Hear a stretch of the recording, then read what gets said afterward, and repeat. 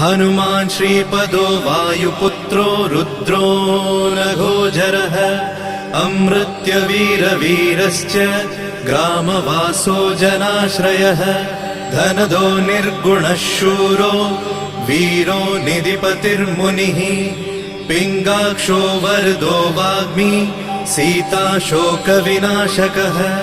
शिवः शर्वः परो व्यक्तो व्यक्तो धराधरः पिङ्गकेशः पिङ्गरोमा श्रुतिगम्यः सनातनः अनादिर्भगवान् देवो विश्वहेतुर्जनाश्रयः आरोग्यकर्ता विश्वेशो विश्वनाथो हरीश्वरः भर्गो रामो रामभक्तः कल्याणप्रकृतिस्थिरः